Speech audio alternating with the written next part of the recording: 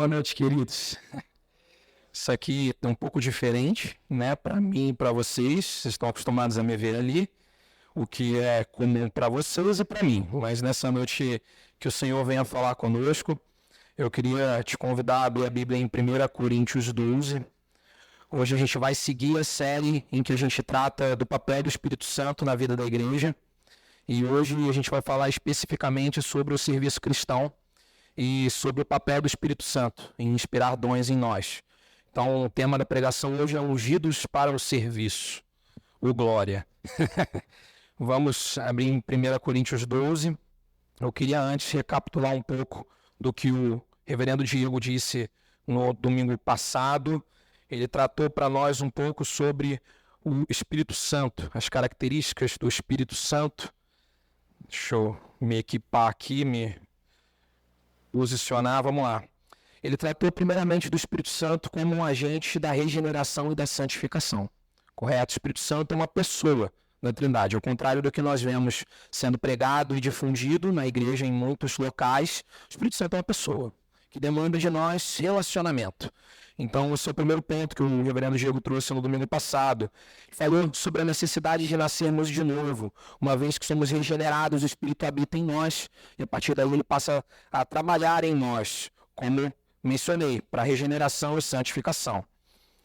Também falou um pouco sobre as nossas expectativas em relacionamentos com os ímpios, as pessoas que não conhecem o Evangelho, como temos que nos relacionar com eles, sob a perspectiva de que nós temos o Espírito Santo e aqueles que ainda não conhecem a Cristo não têm essa dádiva. Então, isso é muito importante para que a gente possa balizar como que a gente vai se relacionar com as pessoas, tendo isso em mente. Compreendendo que muitas das oposições que nós vivemos no nosso dia a dia são decorrentes da ação do Espírito em nós. O mundo rejeita, as trevas rejeitam a luz. Então, uma vez que somos luz, é natural que haja rejeição, que haja oposição. Então, esse foi um ponto muito importante também que ele comentou. O Espírito, ele traz à nossa mente a perspectiva da eternidade. Então, esse foi um outro ponto. E nós devemos depender do Espírito Santo, porque suas aspirações nos conduzem à vida e à paz. Ok? E hoje nós vamos tratar do texto de 1 Coríntios 12, que fala acerca dos dons espirituais. E aqui, queridos, a gente não vai adentrar em nenhuma polêmica, a gente vai simplesmente estudar o texto, eu vou verso por verso e a gente vai aplicando e conversando, tá bom? Vai ser um pouco diferente, mas eu acredito que o Senhor tem muito a falar conosco. Vamos ler o texto, 1 Coríntios 12, dos versos 1 a 10. A respeito dos dons espirituais, não quero, irmãos, que sejais ignorantes. Sabeis que, outrora, quando eram gentios, deixava-os conduzir-vos aos ídolos mudos, segundo eram guiados. Por isso vos faço compreender que ninguém que fala pelo Espírito de Deus afirma anátema Jesus. Por outro lado, ninguém pode dizer Senhor Jesus, senão pelo Espírito Santo. Ora, os dons são diversos, mas o Espírito é o mesmo. E também há diversidade nos serviços, mas o Senhor é o mesmo. E há diversidade nas realizações, mas o mesmo Deus é quem opera tudo em todos. A manifestação do Espírito é concedida a cada um visando ao fim proveitoso, porque a um é dada mediante o Espírito a palavra da sabedoria, e a outro, segundo o mesmo Espírito, a palavra do conhecimento, e a outro, no mesmo Espírito, a fé, e a outro, no mesmo Espírito, dons de curar, a outro, operações de milagres, a outro, a profecia, a outro, discernimento de espíritos, a um, variedade de línguas e a outro, capacidade para interpretá-las. Mas um só e o mesmo Espírito realiza todas essas coisas, distribuindo-as como lhe apraz a cada um individualmente. Senhor Jesus, nesse momento, mais uma vez na tua presença, eu venho pedir iluminação vinda do alto, iluminação vinda do teu Santo Espírito. Que o que a gente vai discutir aqui sobre a dependência do Espírito, Senhor, isso esteja no meu coração nesse momento. Dependo de ti. Peço a ti que o Senhor possa falar através de mim. Que a tua palavra, Senhor, seja revelada nessa noite. E que o Espírito Santo possa trabalhar em nós para crescimento, para renovação de mente, renovação, Senhor, na tua presença. A gente pede por isso nesse momento. Fala conosco. Em nome de Jesus, amém. Amém, queridos. Então vamos lá, vamos indo verso a verso, que eu leio primeiramente o verso 1. A respeito dos dons espirituais, não quero, irmãos, que sejais ignorantes. Paulo aqui, gente, ele quer esclarecer o papel do Espírito Santo. Primeiro, por uma demanda dos próprios coríntios. Existiu um contexto na igreja de Corinto, onde a igreja estava sendo dividida pelo exercício dos dons. Então, o que a gente via era que tinha uma classe de cristãos especiais, que executavam dons de línguas, e que por isso eles tinham status naquele contexto. E Paulo estava justamente querendo tratar que os dons são do Espírito. Espirituais aqui não significa o que significa fora do contexto da igreja. Normalmente a gente usa a palavra espiritual como se fosse um outro plano, né? É o que a gente vê na cultura. Tem o plano material e tem o plano espiritual. Então, nas outras religiões, você se retira, vai para um local onde você tem uma elevação espiritual. Quem já ouviu esse termo? Né? E, nesse momento, é o ser humano que está buscando essa elevação espiritual, ou seja, é o ser humano que é o agente desse processo. E o que Paulo está falando aqui é justamente o contrário. É que esse espiritual é vinculado a uma pessoa, a pessoa do Espírito Santo. Então, os dons, eles são espirituais, eles são dados pelo Espírito. Não há elevação espiritual no sentido de mérito humano, é dado pelo Espírito. Esse é o primeiro ponto que eu acho muito relevante da gente comentar. Não podemos tratar dos dons deixando de lado o Espírito que os inspira. Aqui eu queria fazer um paralelo com vocês com uma lei da natureza. A gravidade, ok? Nós podemos ver uma fruta cair de uma árvore. Para que essa fruta caia, a gravidade está atuando, correto? A gravidade ela precisa atuar. Mesmo que a gente não veja a gravidade atuando, a fruta ela cai, independente do que a gente faça. E da mesma maneira, no caso a queda da fruta, nessa metáfora, seria o exercício do dom, beleza? Então o dom ele vai ser exercitado. Para que o dom seja exercitado, o espírito precisa atuar. O espírito nessa metáfora seria a ação da gravidade, ok? Seria essa lei da natureza. Por mais que muitas vezes nós, como cristãos, falhamos em reconhecer o papel do Espírito Santo na vida da igreja, no exercício dos dons, o Espírito Santo, por graça, atua e continua atuando nas nossas vidas. Então, assim como nós não precisamos reconhecer a gravidade para a gravidade existir, porque ela foi fundamentada e foi criada por Deus, por mais que a gente não reconheça o papel do Espírito Santo, queridos, por graça, ele atua em nós. E ele atua na vida da igreja por graça, produzindo frutos. Não era muita ideia, mas era a maçã caindo aí até a alusãozinha. Seguindo, não quero, irmãos, que sejais ignorantes, esse trecho final. Ignorantes aqui, querido, realmente representa essa incompreensão. E por que Paulo está falando que eu não quero que vocês... Eu preciso que vocês entendam, é basicamente o que ele está dizendo aqui. Porque é importante a gente trazer isso em mente, porque a gente vê esse conceito do papel do Espírito Santo difundido de maneira equivocada mais do que deveria. Na verdade, a gente vê nas igrejas hoje, as pessoas tratam o Espírito Santo de qualquer forma, até separando o Espírito Santo da Trindade, ou tratando o Espírito Santo como se ele fosse uma força da natureza, um vento que passa. E Paulo está falando aqui sobre relacionamento, ele está falando sobre graça, vindo da parte do Senhor. Então, ele declara aqui nesse trecho que é importante que a gente entenda. Okay? Por isso a gente está trazendo esse texto aqui nessa noite. É importante que entendamos sobre os dons do Espírito, os dons de graça que o Senhor nos concede. Amém? Verso 2 ele segue: sabeis que outrora, quando eram gentios, deixáveis conduzir-vos aos ídolos mudos, segundo eles guiados. Quando vocês eram gentios, vocês seguiam um costume vigente. Antes de conhecermos o Senhor, nós seguíamos os costumes das outras religiões de onde éramos, dos contextos sociais de onde estávamos. Agora não é mais. Uma vez que o Espírito Santo ele atua para a regeneração, há uma mudança de paradigma. Tua vida muda, teu entendimento muda. E quando isso acontece, você muda toda a sua vida. Você não é mais conduzido por ídolos mudos, mas sim por um Deus que fala. Amém? O nosso Deus fala conosco. Aqueles que conhecem o Espírito e por ele são capacitados com dons, não podem viver segundo os antigos costumes, as antigas tradições. Eles vivem sob um novo paradigma. Então, muito se fala sobre dons da igreja, mas pouco se fala que, uma vez que temos o Espírito, nossa vida é transformada. Não há como, irmãozinho, executar dons vindos do Espírito e continuar vivendo da mesma forma. O Senhor nos transforma por completo. Amém? Verso 3, por isso vos faço compreender que ninguém que fala pelo Espírito de Deus afirma, anátema Jesus. Por outro lado, ninguém pode dizer, Senhor Jesus, senão pelo Espírito Santo. Já tinham me dito que ressecava a garganta, mas eu não acreditei. Hein? Paulo esclarece aqui, gente, para os irmãos de Corinto, que o ato de reconhecer que Jesus Cristo é Senhor é uma obra do Espírito Santo. Okay?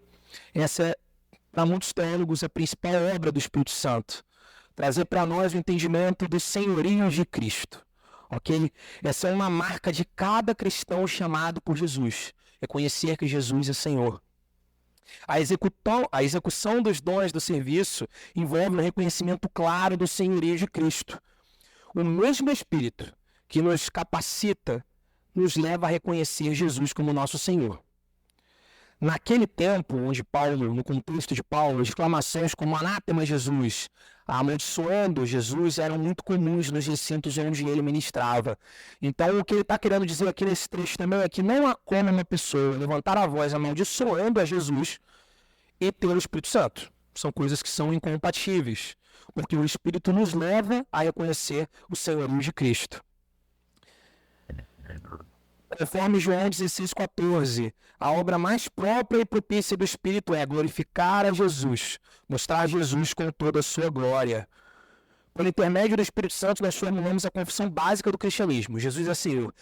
Todas as demais confissões e escritas confessionais do cristianismo derivam dessa confissão. Jesus é Senhor. Ao mesmo tempo, porém, toda pessoa que for capaz de proferir essa confissão e vê-lo ser menos Jesus, o Senhor, tem o privilégio de, com gratidão e alegria, ter certeza de que o Espírito habita e atua em seu coração. Então, se você é capaz de olhar para a pessoa de Jesus e com todo o seu coração declarar Jesus é o Senhor, você tem o Espírito Santo. E o Espírito Santo age em você. Pois não é possível declarar que Jesus é Senhor sem que o Espírito esteja trabalhando em você. Verso 4, ora, os dons são diversos, mas o Espírito é o mesmo. A diversidade dos dons e a multiformidade das vocações no corpo de Deus são efeitos presentes do Espírito Santo. Paulo aqui ele tem o intuito de esclarecer duas coisas. Uma, são muitos dons. E a segunda, cada um deles é sujeito à ação do Espírito Santo. Não há dom isolado da ação do Espírito Santo. Não há como você executar dons para a glória de Deus sem que você reconheça que Jesus é Senhor e sem que o Espírito atue em você. O objetivo aqui é garantir essa compreensão. Ele está fundamentando aqui o conceito da reação do Espírito Santo, inspirando dons da igreja para o serviço, ok? E ele está esclarecendo isso para poder tratar especificamente dos exemplos de dons que a gente vai falar a partir do verso 8. Então, a gente vai fundamentando aqui nesses primeiros versos e logo após a gente vai expandindo um pouco. Então, Paulo aqui está tentando garantir, gente, o Espírito é o mesmo. Versos 5 e 6. E também há diversidade nos serviços, mas o Senhor é o mesmo. Verso 6. E há diversidade nas realizações, mas o mesmo Deus é quem opera tudo em todos. Aqui Paulo deixa claro que o objetivo do Senhor é vincular os irmãos dentro da igreja, atuando conjuntamente como um reflexo da atuação coesa do próprio Deus. Na Trindade, cada figura executa um papel no plano de redenção. Da mesma maneira, essa característica de complementariedade, que é uma característica do caráter de Deus, é algo que ele implantou nos nossos corações, na nossa imagem de Deus, na nossa imago Dei. Por isso, a gente tem um desejo constante em complementar. E o Senhor tem isso como plano para a igreja. Por isso, há diversidade nos dons. Por isso, há diversidade nos serviços. Mas perceba, o Espírito ele dá os dons da graça para a execução dos diversos serviços para que o Senhor nos convoca. Então, o Espírito ele dá os dons da graça e o Senhor nos convoca. Percebe que cada um tem um papel no processo? Da mesma maneira, é assim que o Senhor deseja de nós. Paulo ele é capaz de atestar a poderosa unidade por trás da multiformidade das distribuições. Caraca, difícil. Basicamente, são muitos dons, e ele atesta que existe uma unidade, porque nós servimos a um só Senhor. E é Ele que pode, distribuindo o dom na vida de cada um de nós, fazer com que a gente atue como um só corpo, coeso, nos serviços que ele tem para nós. Por que o Paulo está fundamentando isso aqui, gente? Toda multiformidade, sempre que existem muitas particularidades, muitas versões, digamos assim, muitos dons, sempre que isso acontece, você tem o perigo de que um se contraponha em detrimento do outro.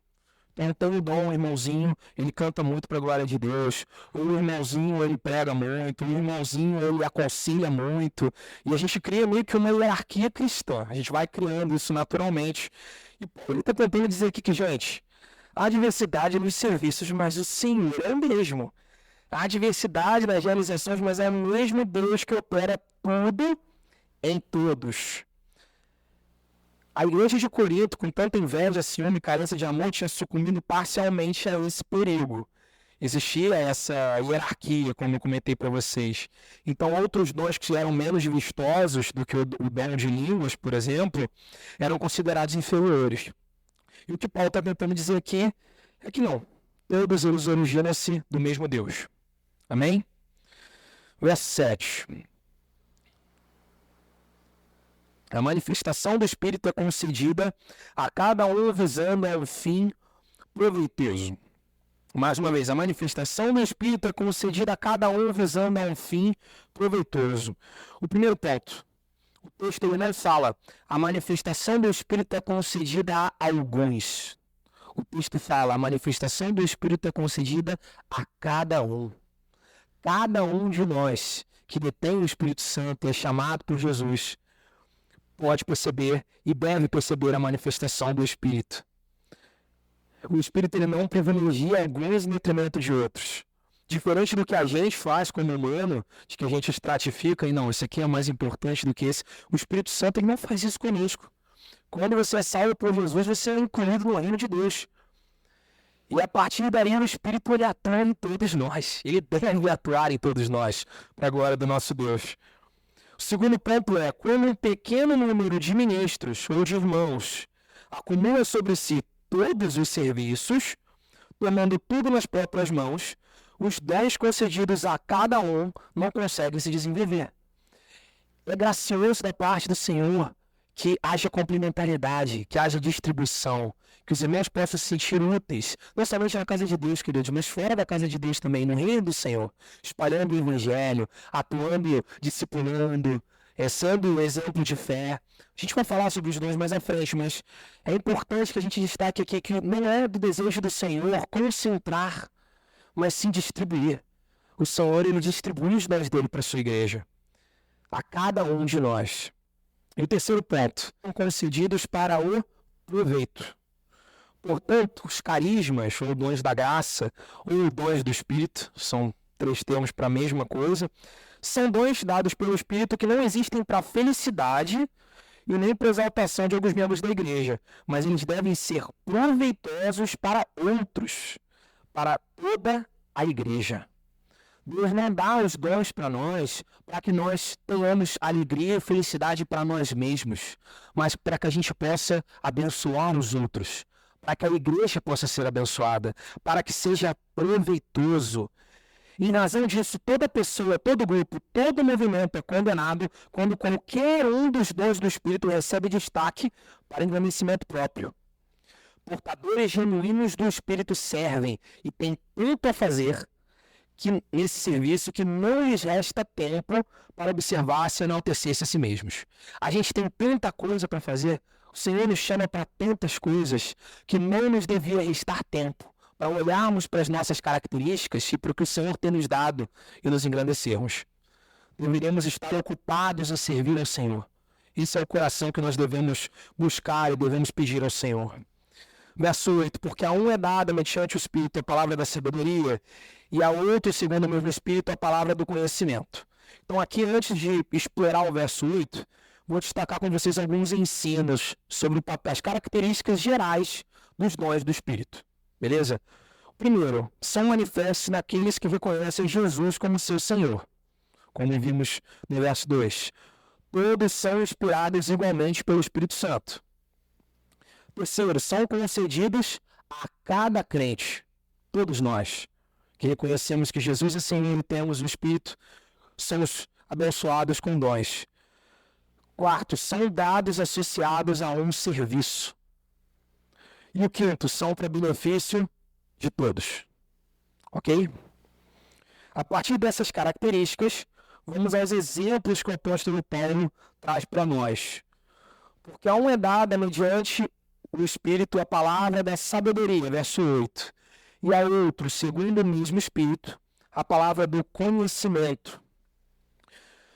Os dons que serão falados aqui, queridos, eles não são dons naturais. A gente não está falando aqui de instrumentos musicais, de habilidades nas redes sociais, ou de características que a gente consegue ficar explorando aqui por muito tempo. Tudo isso é maravilhoso para a igreja. E o Senhor usa isso tudo. Mas a gente está falando aqui de dons espirituais que obedecem essas características que a gente comentou. Para Paulo, importa acima de tudo que serve para a edificação de toda a igreja. A igreja, portanto, porém, precisa de sabedoria, ou seja, a capacidade de decifrar as tarefas práticas da vida, encontrando a partir de Deus os caminhos e as soluções apropriadas para elas. Os dons da sabedoria. Palavra da sabedoria. Quantos aqui já ouviram em outros contextos falar sobre dons, mas a gente sempre fala de música, a gente fala de pregação, a gente fala de coisas, de exercícios que a gente tem na igreja, mas a gente não fala de sabedoria. Não é verdade? E Paulo é o primeiro exemplo que ele dá para nós de dons do Espírito, a palavra da sabedoria. Ou seja, a capacidade de você olhar nas tarefas básicas da vida, identificar a partir de Deus os caminhos e as soluções apropriadas para elas. Como precisamos de sabedoria, queridos? Como precisamos buscar por sabedoria no nosso Senhor? E a palavra nos garante que o mesmo Espírito que está em nós é o Espírito que administra a palavra de sabedoria. E cada um de nós que somos chamados pelo Senhor, que estamos aqui nessa noite, podemos pedir por sabedoria. Você precisa de sabedoria na sua vida hoje? No seu dia a dia, nos contextos onde você enfrenta? Você precisa de sabedoria? Hoje é um momento oportuno onde nós podemos pedir ao Senhor por sabedoria.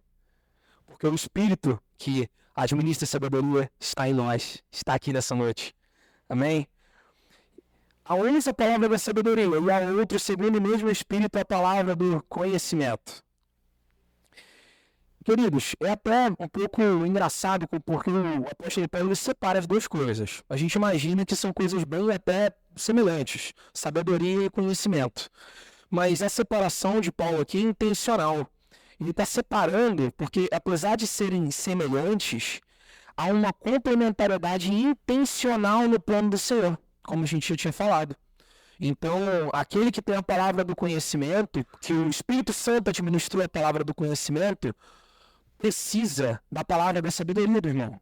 Da mesma maneira, aquele que tem a palavra da sabedoria, porque o Espírito administrou sobre ele, precisa da palavra do conhecimento que é dada ao outro irmão. Ou é mesmo irmão, a gente não determina esse tipo de coisa, é o próprio Espírito que administra. Mas a intenção aqui é demonstrar que existe uma variedade e existe uma complementariedade. Ninguém é completo, só houve um que era completo. Amém? Só um que é completo, nosso Senhor Jesus. Nós precisamos uns dos outros. Verso 9, a outro, no mesmo Espírito, é a fé. Aí você vai me perguntar, pô, Gabriel, mas eu tenho fé. Sim, todos nós que somos salvos por Jesus, nós temos a fé salvífica. Paulo ele não está tratando aqui dessa fé, tá bem? Ele está tratando aqui de uma fé diferente, de uma fé especial. Ele está referindo da fé que é concedida de maneira singular a certas pessoas chamadas por Deus para demonstrar uma fidelidade ao Senhor nas suas promessas, nas suas orações, na sua maravilhosa confiança em contar com o Senhor. Ele está falando de grandes exemplos de irmãos que temos. Quantos aqui não conhecem? Uma irmãzinha, ou então um caso de alguém que foi curado, alguém que demonstrou uma fé em um momento especial que você nem consegue compreender. Você fala, caramba, não entendo como essa pessoa conseguiu passar por isso tudo e continuar firme no Senhor. É dessa fé que Paulo está falando, uma fé diferente, uma fé especial. Uma fé que o Espírito dá para nós sucumbirmos em meio às dificuldades.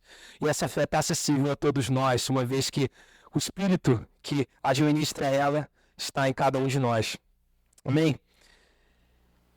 Essa fé, queridos, ela tem o poder de incendiar a igreja. de inspirar a fé nos outros irmãos. Deus não faz algo para benefício próprio da pessoa. Então, a pessoa não passa por uma situação difícil, você não passa por uma situação difícil e encontra em você mesmo uma fé sobrenatural para seu benefício. Você passa por isso para que você possa testemunhar, para que outros irmãos possam ser aquecidos pelo Espírito Santo, possam ser contagiados pelo seu testemunho. É sobre isso que o apóstolo Paulo está querendo tratar. Verso 9. Ao outro no mesmo espírito a fé, ao outro no mesmo espírito dons de curar, ao outro operações de milagres, ao outro profecia, ao outro discernimento de espíritos, ao variedade de línguas e ao outro capacidade para interpretá-las. Você percebe aqui nos primeiros, logo após a fé, ele fala dons de curar e operações de milagres. Beleza? Você percebe que eles estão no plural? Ele fala aqui dom de curar, operação de milagres, como algo definitivo. Mas ele fala dons, no plural. Paulo não está pensando aqui que algumas pessoas elas sejam permanentemente equipadas com o poder de curar ou de efetuar milagres. Mas ele está dizendo que, via de regra na vida da igreja, irmãos cristãos que pelo Espírito Santo são capacitados, eles possam curar enfermos e realizar milagres em situações de aflição especial. O Senhor derrama desses dons em momentos oportunos, em momentos específicos. E isso é um alento para nós. Eu sei que no contexto de uma igreja reformada, numa igreja tradicional como a presbiteriana, é incomum nós vermos esse tipo de coisa sendo exercida, né? Até um ponto para a gente refletir. Mas fora da igreja, é uma coisa que a gente pode viver no dia a dia. Quando você apresenta o evangelho, irmãos vêm te perguntar, mas vem cá, e aquela pessoa que cura, você acredita nisso? Eu que sou acadêmico de medicina, é constante esse tipo de questão, questionamento. Vocês curam? Como é que é isso? Mas tem certeza? Não é incomum você ver casos onde coisas sobrenaturais acontecem. Mas, de regra, não é comum você debater sobre isso. Falar, o que será que aconteceu? Será que foi Deus? Será que não foi? As coisas elas são meio abafadas. Mas o que Paulo está dizendo aqui é que o nosso Deus tem o poder de curar. Amém? O nosso Deus tem o poder de operar milagres, não nós. Não há irmãos que são curandeiros, não há irmãos que são milagreiros. Se aprover a Deus, por meio do Espírito, operar esses milagres, esses sinais, vai acontecer, vai ocorrer.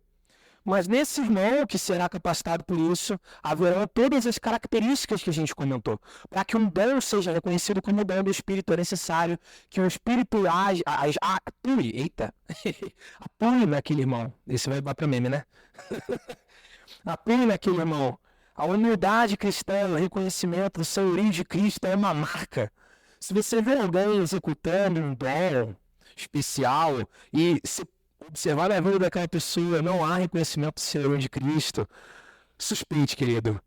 Os dons do Espírito eles são administrados para benefício de todos, não para engrandecimento de uma personalidade e para benefício da igreja. Ok? Verso 10. Há outros expressões de milagres, outros. Profecia, discernimento de espíritos. Há uma variedade de línguas e há outra capacidade para interpretá-las. E aqui ele vai agora fazendo um paralelo. Ele coloca a profecia de lado do discernimento de espíritos e variedade de línguas com interpretação das línguas. Por que isso é necessário? Quem fala profeticamente demanda que a igreja ouça e me obedeça. Paulo deixa claro aqui que os dons são vinculados e que aqueles dons que são para benefício próprio apenas sem propósito não podem ser dons do Espírito, como a gente comentou. Se for para benefício próprio, não é um dom do Espírito. A outra característica é que nenhum desses dons parece ter o caráter definitivo. Hein? Beleza? Foi o que eu comentei. Não existem curandeiros, não existem milagreiros. Se o prover do Senhor executar esses sinais, serão executados para a glória dele. E ele aqui faz um paralelo. A profecia com discernimento de espíritos, variedade de línguas e capacidade para interpretá-las. Percebe que os dons não são isolados? Isso é para benefícios da igreja. O próprio Paulo, logo depois, no capítulo 14, ele fala extensivamente sobre o dom de línguas e sobre o uso equilibrado desse dom para benefício da igreja. Aqui o objetivo dele é mostrar que os dons são vinculados. que não há benefício na profecia se não houver entendimento. Não há benefício no dom de línguas se não houver interpretação, se não houver entendimento.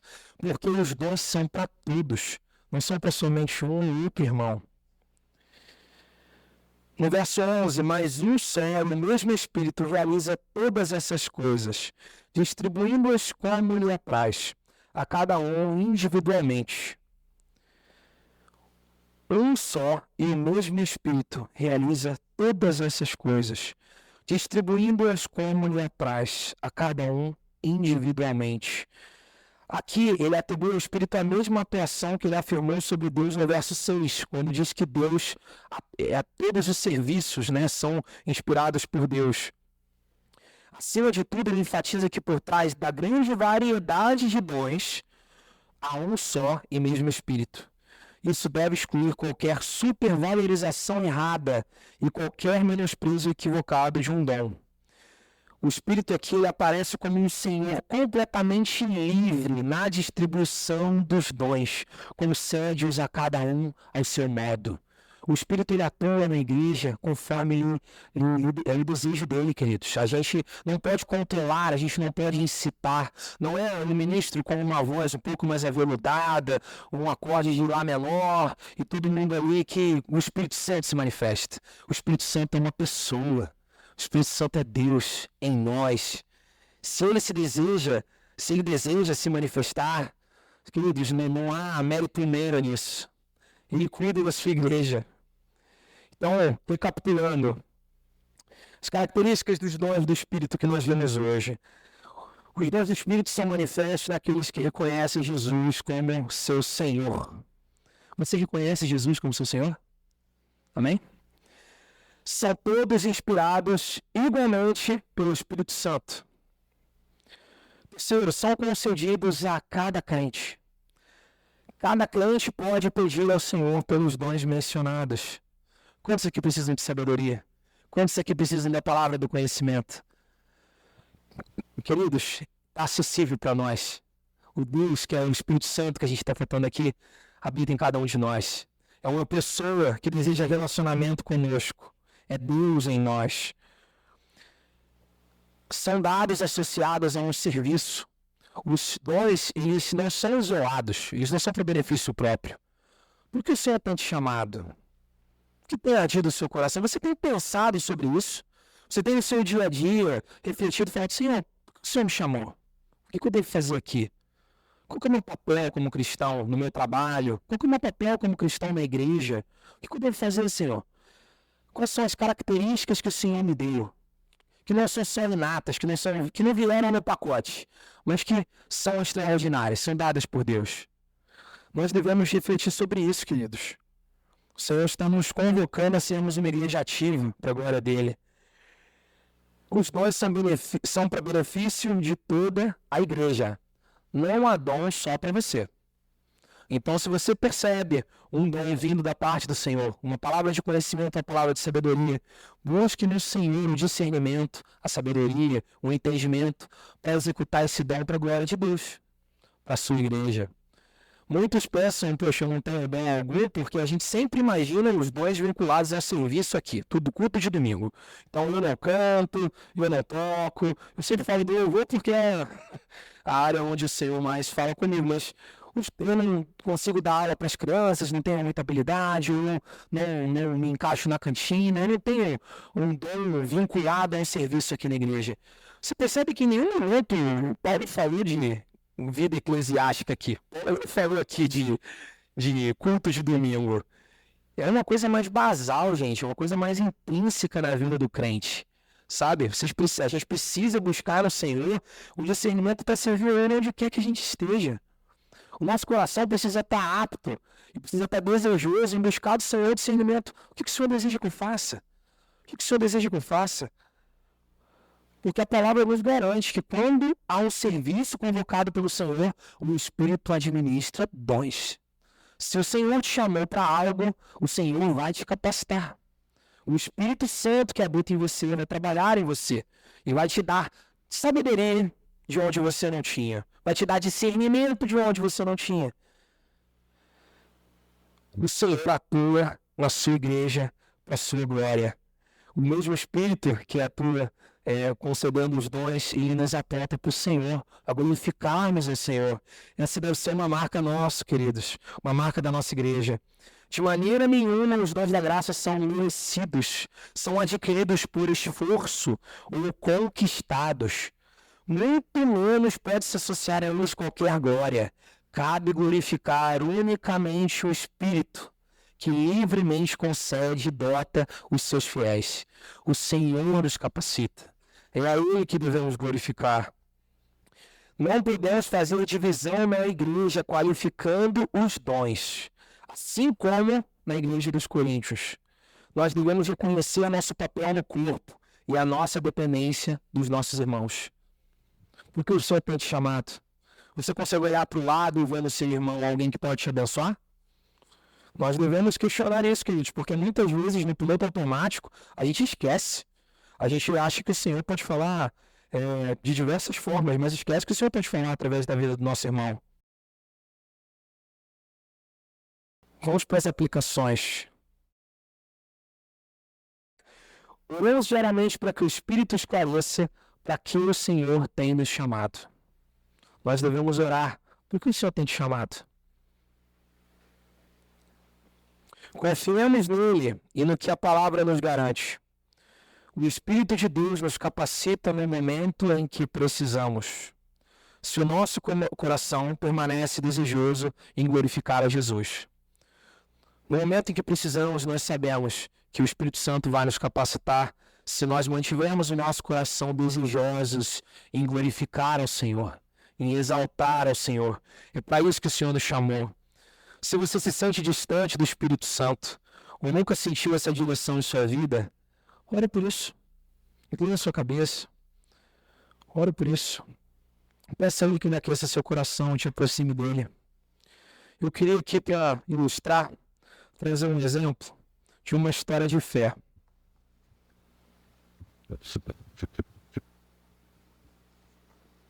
Essa história de um missionário chamado Elibo. Ele foi fundador do Palavra da Vida. E eu vi essa história no Palavra da Vida, porque a minha esposa é maravilhosa, te dando moral, viu? Minha esposa é maravilhosa, sua família vai todo ano para o Palavra da Vida. E a partir do momento que eu comecei a namorar com ela, eu passei a frequentar. E eles não são reformados, digamos assim. Mas o que sempre me chamou a atenção foi a piedade com que o serviço ao Senhor era abordada. E o seu Haroldo sempre foi um exemplo de vida, de fé. E eu queria ler aqui um relato. O seu Haroldo, para ilustrar para vocês, ele era um irmão americano. Ele veio para os Estados Unidos, dos Estados Unidos para ser missionário. E ele foi chamado pelo Senhor para pregar para a tribo dos Chavantes, que, para quem não sabe, é simplesmente a tribo indígena mais agressiva e violenta com os missionários, uma das mais violentas no Brasil. E era um grande desafio para ele. Ele já tinha servido na guerra, mas ele mesmo afirma que foi o maior desafio que ele viveu na sua vida como missionário. E nesse contexto, eles adentraram na mata para buscar os Chavantes, eles conseguiram encontrar os Chavantes. E quando eles se viram, eles estavam envolvidos num ritual que os Chavantes estavam fazendo, que eles perceberam que eles iam ser mortos naquele ritual. E de maneira sobrenatural eles conseguiram escapar dali. E era um grupo de em torno de uns 30 irmãos. Tinham ali pessoas que não eram missionários, eram desbravadores, né, da mata, que ajudavam eles. E eles acabaram fugindo desse contexto onde eles iam ser mortos e se dividiram no meio da floresta. E aí você imagina, missionários americanos, falavam português muito menos a língua dos Chavantes, eles estavam no mato, numa mata fechada, para quem já esteve numa mata fechada sabe, um contexto muito adverso, e eles estavam fugindo, ok? Eu vou ler o relato para vocês aqui. No dia seguinte, por volta do meio-dia, eles percebem que o rio, onde eles estavam acompanhando, começaria a estreitar logo adiante, ficando com a mata fechada dos dois lados. Se os índios estiverem nos seguindo, ali será um ótimo momento para o ataque. Temos de nos preparar, adverte Haroldo. Então ele teve uma percepção aqui. Mesmo com esse cenário, uma coisa estava em favor. Conforme as margens afinavam, a correnteza ficaria mais forte e eles ganhariam velocidade. Não demorou muito para a suspeita do grupo se confirmar. Assim que chegaram perto das margens, rajadas de flechas são disparadas. As águas, cada vez mais rápidas, empurram os canoas com violência. A maioria pensa ser o fim da viagem. De repente, um vento sopra forte, continuamente, e as flechas perdem a mira. Uma a uma elas caem no rio sem furar nenhum dos alvos. Em poucos minutos eles permanecem vivos e distantes da emboscada. É um milagre, grita um dos mateiros com lágrimas nos olhos. Essa foi a última vez que eles foram atacados, mas nenhuma flecha foi vista no restante do percurso. Anos mais tarde, quando os chavantes já eram amigos, eles haviam pregado, eles tinham se convertido, e falavam em português, Haroldo questiona: vocês queriam nos matar ou apenas assustar? Nosso propósito era matá-los, responde Mateus, que chegou a disparar várias flechas em direção ao grupo. Mas por que não fizeram isso? Insiste Haroldo. Por que pararam de atirar? Agora sabemos que foi porque Deus não quis. Ele mandou um vento que nunca teve na região para salvá-los. Sempre que mirávamos em vocês, alguma coisa acontecia. Uma folha atrapalhava nossa visão. Uma árvore ficava na frente. Deus não queria que morressem, pois tinham que pregar a mensagem da salvação para a gente. Que relato poderoso, queridos. Eles foram chamados pelo Senhor, eles tinham um serviço a cumprir. E o Senhor os deu fé. O Senhor os deu sabedoria. O Senhor fez com que eles persistissem, para que eles pudessem apresentar o Evangelho. E essa graça do Senhor é que nós devemos buscar nessa noite. Queria te convidar a inclinar a sua cabeça. Vamos orar. E eu queria te desafiar. Ora, Senhor, nesse momento, Senhor, por que o Senhor tem me chamado? Qual é o desejo do Senhor para mim? O que o Senhor quer que eu faça? Espírito, se aproxime. Atue na minha vida. Quero perceber o seu agir. Quero sentir o seu direcionamento.